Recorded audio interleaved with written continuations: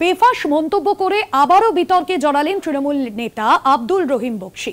BJP বিধায়কের গলায় acid ঢেলে মুখ বন্ধ করার অভিযোগ, তালিবান কায়দায় এই হুমকি। তৃণমূল নেতা আব্দুল রহিম বকশী বিরোধীদের ওপর ধারাবাহিকভাবে কটাক্ষ করেছেন আর জানিয়ে উত্তপ্ত রাজনৈতিক পরিবেশ।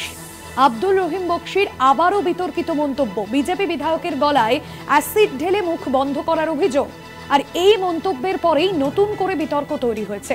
তালিবানি কায়দায় রীতিমতো হুমকি শোনা গেল তৃণমূল নেতা আব্দুল রহিম বকশীর মুখে।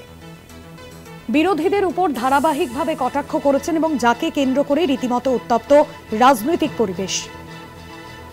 এর আগেও একাধিকবার তিনি এই মন্তব্য করেছেন, একাধিকবার বিতর্কিত মন্তব্য করেছেন, আবারও বিতর্কিত মন্তব্য করেছেন তিনি, এবং যার মন্তব্যের পরেই বিতর্কে জড়িয়েছেন আব্দুল রহিম বকশী। বিজেপি বিধায়কের গলায় অ্যাসিড ঢালার হুমকি দিয়েছেন তিনি এবং রীতিমতো যে হুঁশিয়ারি তিনি দিয়েছেন, বিজেপি বিধায়ককে নিশানা করে এই হুমকি, এই মন্তব্য তিনি করেছেন। মালদার মালতীপুর বিধানসভায় একটি বিক্ষোভ সভার আয়োজন করা ছিল এবং সেখানে একটি সভা থেকে এমনই মন্তব্য করেছেন জেলা তৃণমূল সভাপতি আব্দুল রহিম বকশী।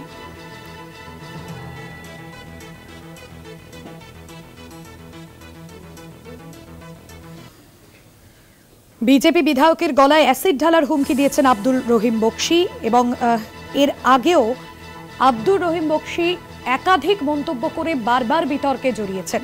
রুহুল আমিন রয়েছেন প্রতিনিধি ফোন লাইনে। রুহুল, বিজেপি বিধায়কের উদ্দেশ্যে মন্তব্য করে, বিজেপি বিধায়ককে উদ্দেশ্য করেই মন্তব্য করেছেন, কোন বিজেপি বিধায়ককে নিশানা করেছেন তিনি? আবারও নতুন করে বিতর্কে জড়ালেন এই তৃণমূল নেতা। একেবারে ভাস্করদিদি, তোমাকে জানিয়ে রাখবো, শনিবার বিকেলে মালদার মালতীপুর বিধানসভার এনায়েত নগর ব্লক তৃণমূল কংগ্রেসের উদ্যোগে ভিন রাজ্যে বাঙালিদের উপর আক্রমণ এবং বাঙালি ভাষাকে অপমান করাকে কেন্দ্র করে বিক্ষোভ সমাবেশের একটি আয়োজন করা হয়েছিল। উপস্থিত ছিলেন স্থানীয় বিধায়ক, জেলা তৃণমূল সভাপতি আব্দুল রহিম বকশী, জেলা পরিষদের সদস্যরা এবং তৃণমূলের নেতা কর্মীরা।